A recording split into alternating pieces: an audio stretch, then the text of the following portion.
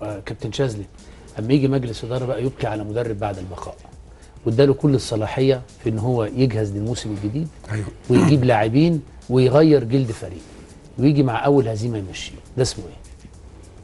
لا هو طبعا قرار متسرع ما فيش كلام يعني، لان مش في مباراه انا هحكم على مدرب او هحكم على لعيبه، لان انت شفته خلال سنه ويعني تاكدت انه مدرب كويس وماشي كويس، وكانت الظروف صعبه بالنسبه للمقاولين السنه اللي فاتت، وعندهم امل ان السنه دي لما هيبدا مع الفرقه من خلال انهم اتفقوا معاه وهم عارفين هو امكانياته ايه، وهو بدل في الفرقه وغير وابتدى يعمل فرقه ثانيه، غير ومشى ناس وجاب ناس. وسط التغيير ده وبناء فريق بتشيله. ما هو بشيله عشان رد فعل النتيجه. رد فعل النتيجه رهيب جدا. يبقى احنا رجعنا عايز اقول للعقليه الاداريه المصريه في النمطيه اللي هي مع الهزيمه الثقيله نضحي لا ده يجتمع مجلس الاداره. يعني ما فيش مجلس اداره بيجتمع عشان يديك مكافاه، مجلس الاداره بيجتمع عشن يشيل مدرب، يعني عشان ياخد قرار ايقاف لعيب، لكن ما بيقعدش عشان مثلا يقول الفرقه دي بتأدي كويس، لا عايزين نديهم دافع ان هم يطلعوا لفوق يروحوا المربع الذهبي ياخدوا بطوله. ما بيقعدش مجلس اداره عشان كده، مجلس اداره بيقعد عشان يقول لك ايه المدرب ده مش موافق، مشاكل لعيبه كتيره مع المدرب، لا ما عمره ما هيضحي بلعيبه. الشكوى كترت من اللعيبه. يقول لك الشكوى كترت بالظبط. هو عنده اسهل حاجه، عشان كده الاجنبي هو ناجح في مصر. الاجنبي بعد اذنك يا كابتن، الاجنبي نجح في مصر ليه؟ الاجنبي نجح في مصر ما بيسمعش، ما بيردش، ما بيتكلمش، ما بيقراش.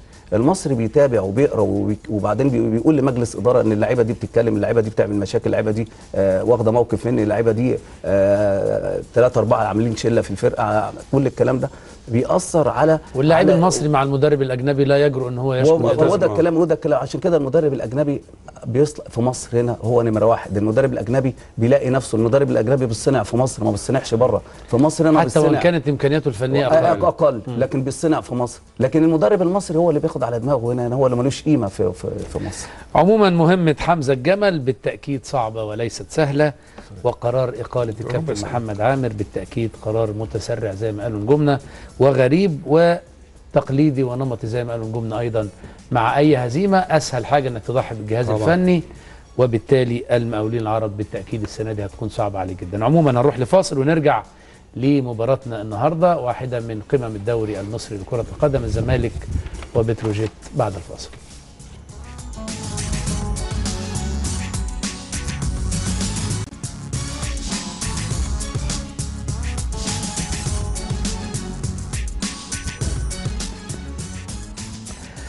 الزمالك يستضيف بتروجيت في ثاني اختبار صعب في الدوري الممتاز.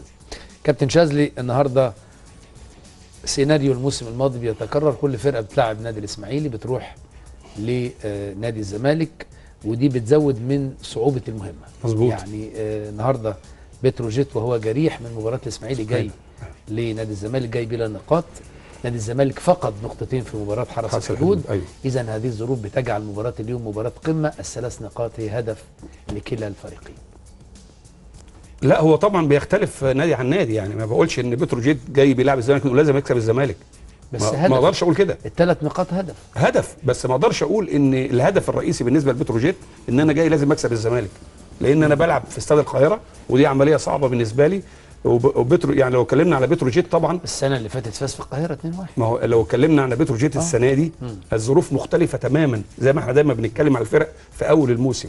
بتروجيت فرط في كل نجومه، اللعيبه الاساسيه اللي كانت بتكسبوا الاهلي والزمالك كلهم دلوقتي في الانديه المختلفه، بمعنى ان عندنا محمود عبد الحكيم، عندنا وليد سليمان، عندنا محمد شعبان، حسن كندي، هاني حسن ومحمد حافظ، هشام النوبي، مجموعه اساسيه. لا دول مش اساسيين، الاربعه الاخرين دول مش اساسيين. انا خليت دول الاخر. مش اساسيين، انا خليت الاخر دول. انما وليد محمود عبد الحكيم، لكن وليد محمود عبد الحكيم، النوبي، حسن كندي، شعبان، نجوم.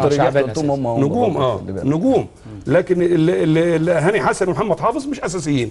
ده طبعا الموسم الماضي بنشوف الموسم الماضي ده شيكابالا، ده هدف التقدم للزمالك أيوة. في البدايه، وده شعبان وده شعبان. وبعدين السيد حمدي جاب جول كويس قوي، جول كويس قوي. والجول الثاني وليد هيلعبه بدماغه. والجول الثاني وليد هيلعبه بدماغه. جميل، راعى القريبه وخطفه بشكل جميل جدا. ده كان في الدقيقه 44. بص يا كابتن، ده خد الخطوتين، بص خد الخطوتين، قطع الخشب القريبه. لما اسيب لعيبه زي دي يا كابتن، وهو اكثر لاعبي الفريقين.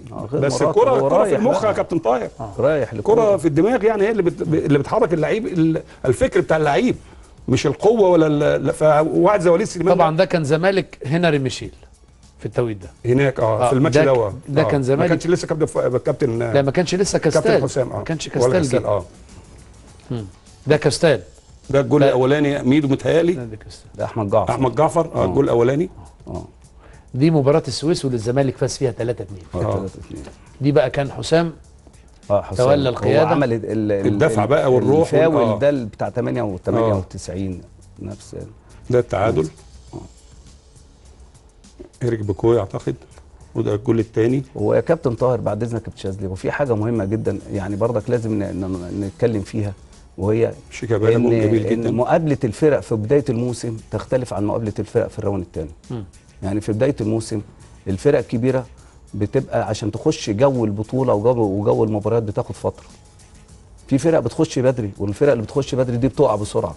لكن الفرق اللي بتاخد تواكب البطوله وتبقى تتفاعل مع البطوله دي اللي بتقدر تكمل. عشان كده البطل في 30 مباراه ومش البطل في 5-6 مباريات.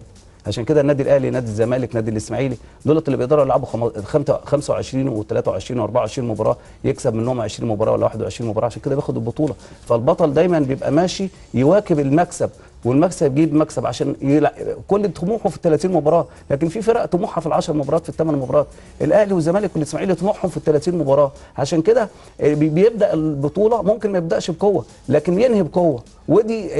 دي مواصفات البطل ما يبداش بشكل عافيه وقوه والدافع، ولا هو يتفاعل مع البطوله، بياخد عارف بيعمل ايه، ياخد المباراه دي هياخدها ازاي، المباراه اللي بعديها بره هياخدها ازاي، اللعيبه اللي هيستغلها النهارده التشكيل ازاي، شكله ازاي، التشكيل اللي بره هيبقى شكله ازاي، هيبدا يقرا الفرق الثانيه ازاي. كل دي هتبقى ميزه في الفرق الكبيره. واحنا السنه دي شايفين مدارس جديده في الكوره، يعني مدارس جديده داخله على الدوري العام.